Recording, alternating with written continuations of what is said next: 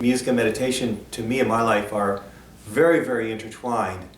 The lightness or upliftment I experience, or lightness I guess you would say, is I always try and do at least a short meditation before performing, especially if it's, say, my concert or my offering. I think music ultimately should be an offering from the heart and from the soul. So I think trying your best to silence the mind and be in a soulful, prayerful consciousness with a few minutes of meditation before offering what you're going to offer is very, very important. Yeah, to try and bring the audience into that higher space. I think that's one of the goals. That's really one of the great offerings that a musician can do. Very great singer, songwriter, and he's considered basically like the Bob Dylan or Neil Young of Russia. His name is Boris Grebenchikov, who also became a student of Sri Chinmoy, I believe in 2006, and received the name Purushottama. He's a very special soul, very, very beautiful person. Свернулись в кольцо, как я узнаю тебя, когда прожекторы прямо в лицо.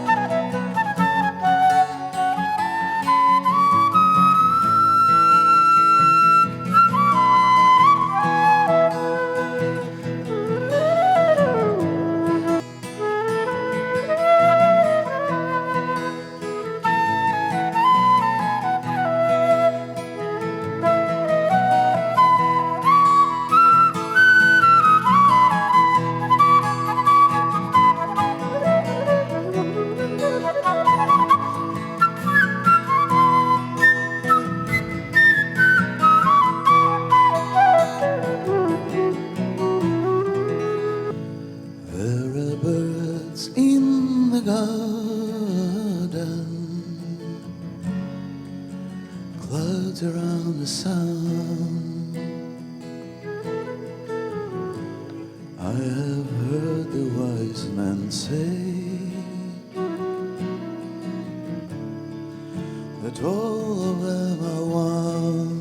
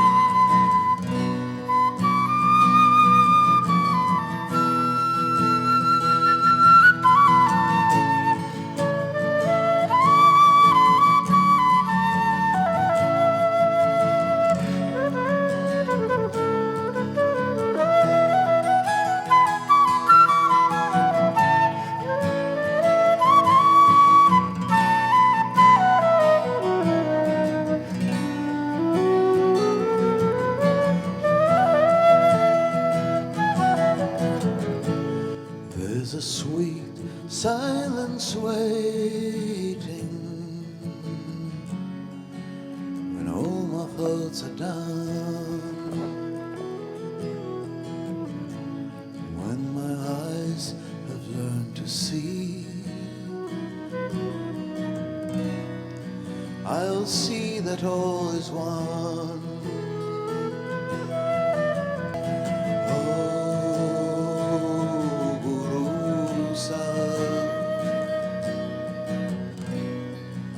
We may be far apart. Oh, Sri Chinmoy, forever in my heart.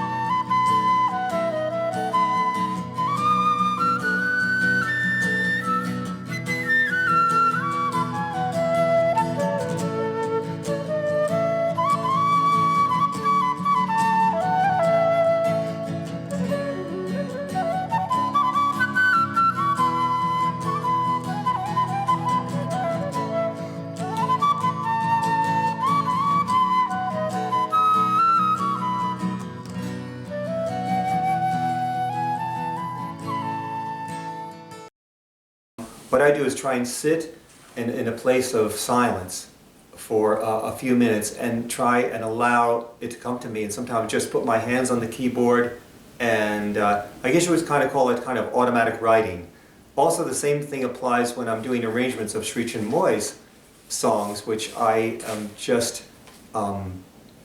really inspired about working with, doing arrangements of the Guru's songs, because they may appear to be only simple, almost folk-like melodies, but there's this real inner quality, there's this real magic in those songs. So very often they can turn into very beautiful, very elaborate arrangements. For example, one of my friends has the spiritual name Vijayanati. He is a bassist in the Salzburg Symphony in Austria, and also has become very adept at doing incredible orchestral arrangements of Sri Chinmoy songs, which actually he's invited me to use for live performances.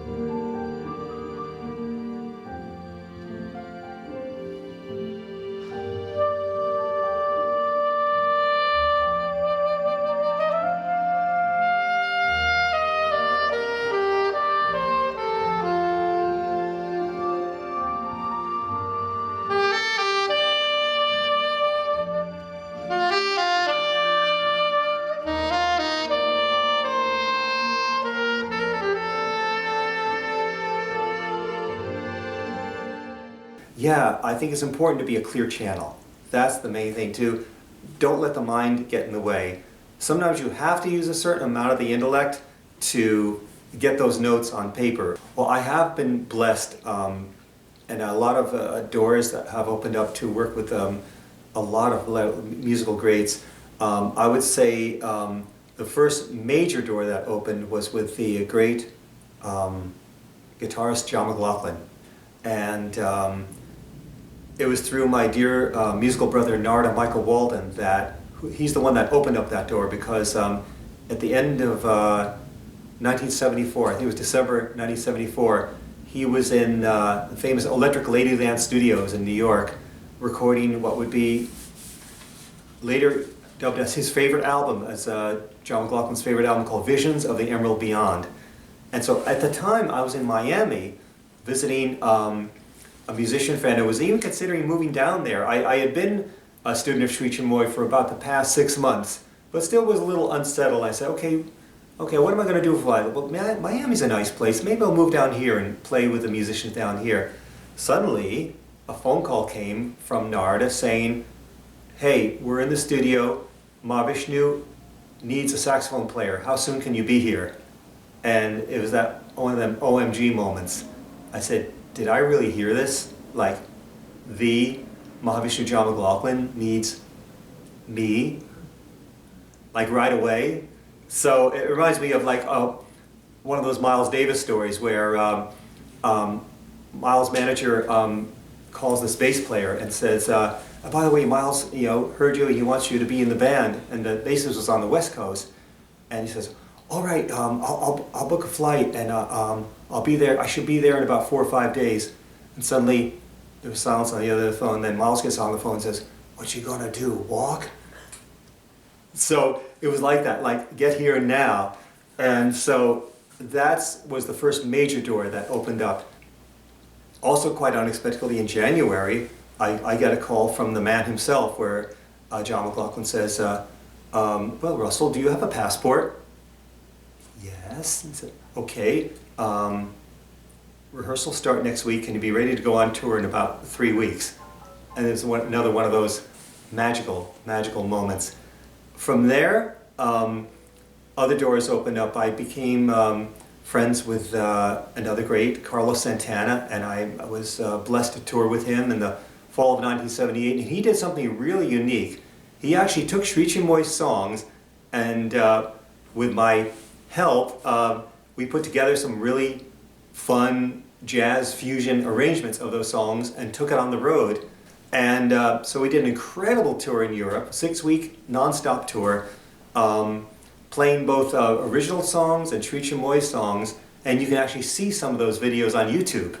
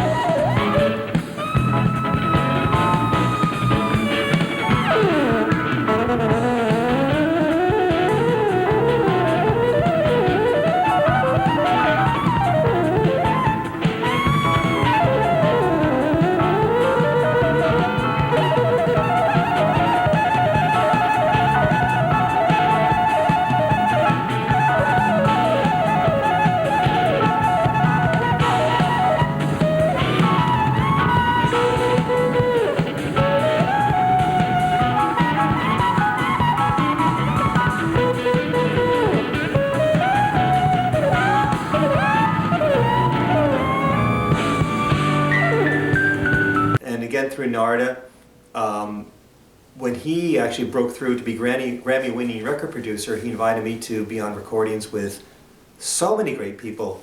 First of all, being Whitney Houston, I was blessed to play on her first 2 albums, including her major hit called How Will I Know, and also on her second album. Fast forwarding to 2008, he asked me to join him in the house band for Sting's Concerts for the Rainforest, which I've done every 2 years ever since then.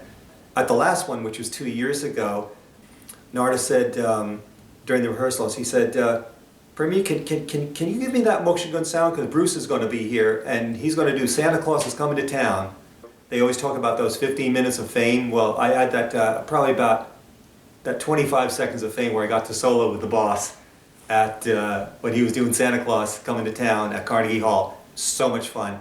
And there's a very funky cell phone video of that on YouTube because legally you can't video anything at Carnegie Hall except for archival purposes, but someone snuck in a fun little video of that so you can see it.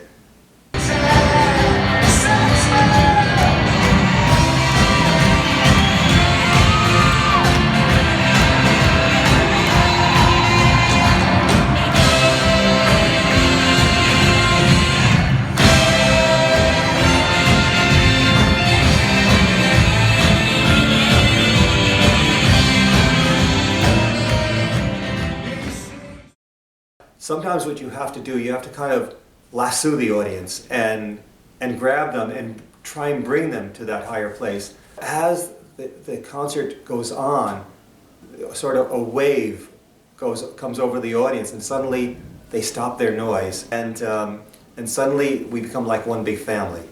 So that's also what I try and achieve when I'm playing for a class or a more intimate gathering. When you're in a large gathering, that's a little more difficult.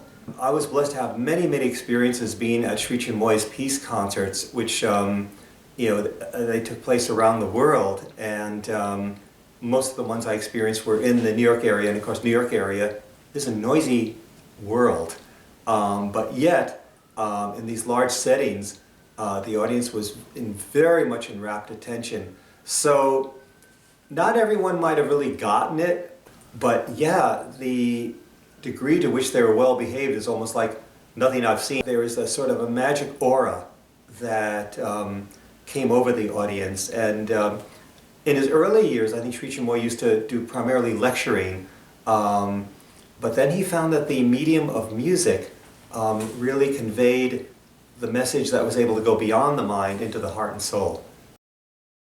One thing that John McLaughlin was known for in the Mahavishnu organ, he did really what no performer ever did. He asked the whole audience for a few moments of silence. And if they were too noisy, he wouldn't play. He would just stand there, meditating with his guitar, until the audience finally got the message, we better quiet down. And then it was like an explosion of sound. When that band started, there's nothing like it. Till this day, there's nothing like it. With Santana, he was a little more subtle about it, but what he would do is very sweet. When we did the tour together, we would do our little duo meditation. The two of us would be in his dressing room, and you usually would sing the first line of this sacred invocation. And we'd do our own little meditation, because he didn't want to try and push that on because his audience was pretty rowdy. While I was on tour with Santana, he told me about a time that he was visited by Eric Clapton. And Eric said, Carlos, what's this meditation stuff that you're into? And so I said, well, you want to have the experience? So they sat and meditated together, and Eric really, really liked it. Really, really enjoyed. He said, I forget exactly how he put it. He said, that picture, he was talking about Sri Chinmoy's transcendental, that picture has some serious power. Through that, I've met and had the chance to back up so many greats. Not the least of which is the boss, Bruce Springsteen. I met Bruce a couple of times in the past because I was dear friends with his greatest of all saxmen, Mokshagun, Clarence Clemons. You'll notice that I use the name Mokshagun because that was a spiritual name given to him by Sri Chinmoy, because if I may share a sweet little story, I met Mokshagun at the studio in Asbury Park, and he was working on a solo album produced by Narada. And during the recording, Narada called a break, and we all sat in a circle. And what Narada would do, he would take a poetry book of Sri Chinmoy's, and he would pass it around and says, everyone read a poem out of this book. So we would recite the poem out loud. And at the end of the session, Mokshagun, Clarence Clemons, was so moved that he wrote something on a piece of paper and gave it to me. He says, could you please give this to the Guru? Okay, so when I had the opportunity, I did. And it turns out that piece of paper was a request where he said, Guru, I know you have many disciples, I'm sure you have many problems. May I become one of your problems? And so it was the sweetest thing that he asked to be a disciple of Sri Chinmoy.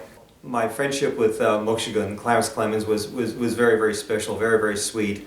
And one day I was visiting him at the house, and he said, why don't you give me a sax lesson? I said, well, I'll do what I can. And so we just had a great session together. And then since that time, when he would be meeting with big shots or something, and I would happen to be with him, he said, oh, this is Premik, he's my saxophone teacher. And they go, oh, yeah, and then they was like, oh, you know, like, you're Clarence's sax teacher? Meanwhile, it's not really true. We were just friends, and we had one or two little musical sessions together, because it's something that, not to be sounding too esoteric, I would say it's been something that came to me long ago, you could say past life or something, because even as a little one, my grandmother was a really devout Catholic. She had a lovely, lovely painting, a very famous painting of the Christ on her, on one of the walls of her bedroom. Sometimes I would just go in there, I was like a 5 or 7-year-old, and I would just sit and I would just look at this picture and look at it and look at it and look at it. And then the mind would just, you know, as a little one, you don't have too much mental conniptions going on, so I would just have these really inner experiences. That even continued through high school, you know, when the whole hippie movement hit, and, you know, the whole movement was also deep into Eastern mysticism. Indian music became the thing, became hip to listen to that in whatever way I could. I didn't have a teacher, but practicing meditation in whatever way I could. Then fast forward several years later, when Narada, my dear friend Narada again, introduced me to Sri Chinmoy's writings, which I didn't quite connect with, but then he finally convinced me to come to New York to see Sri Chinmoy in person. That's when the magic happened. The evening started so beautifully. There was John McLaughlin introduced the night. He was all dressed in this beautiful white suit and read from a beautiful book called God the Supreme Musician. Read some quotes from that.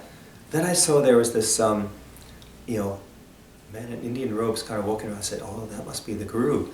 And so then, very, very slowly, Sri Chinmoy took the stage and did not say a word, just folded his hands and meditated, and that's when I got blasted. It's really something you just cannot put into words. It was like love at first sight multiplied by 10 trillion. You know, it's just like deep, deep, deep, powerful experience. I find that daily meditation is essential, and you'll find that all over Sri Chinmoy's writings. In fact, really, I think the writings of any true spiritual masters will say that, you know, that it really needs to be your daily diet. You know, he says we always focus on, usually, unless we're fasting or something, feeding the body several times a day. He said, you know, how many people really will feed their spirit, feed their soul on a daily basis? I feel very, very fortunate having a teacher, because, you know, for example, if you hear, say you're starting out on piano, you want to be a great pianist, and you hear these greats, well, how do they become great? Well, sure, tremendous hard work, tremendous practice, but you can say almost in every single case, they had several awesome teachers. I always tell my flute and saxophone students, yeah, you can buy your little books from your music store, but you can be sure that your progress will be much, much slower. So if you have a one-on-one relationship with a real teacher, you will sail much faster. Spiritual master's consciousness is infinite. So it is possible to have a one-on-one relationship even if he has thousands of followers all over the world. Even when he was here on earth, I felt that oneness. Maybe not at first. You know, I maybe felt, oh, I'm just part of a crowd, you know, he's not talking to me, he's not paying attention to me. Then I finally realized that, wait a minute, I am having these experiences. He is paying attention, he is aware of my, you know, needs, imperfections and all that, and we're working on this together. You know, one can be a great student of an ascended master like Aurobindo or Ramakrishna, Christ, Buddha, any of them, even though some of them left the planet 1,000, 2,000 years ago. It's all a matter of your own devotion, establishing your interconnection, but it takes work. You always have to continue working on that connection. The name Premik if you were to look at a Bengali English dictionary, the one-word translation is lover. We all have our own special inner quality. So the idea is that once you have this name, it represents your inmost essence, your highest qualities. It's that the name Premik, and the translation below, which he gave, it says, the God lover who loves the supreme, soulfully and unconditionally. And so I feel it's a real deep blessing to have received that.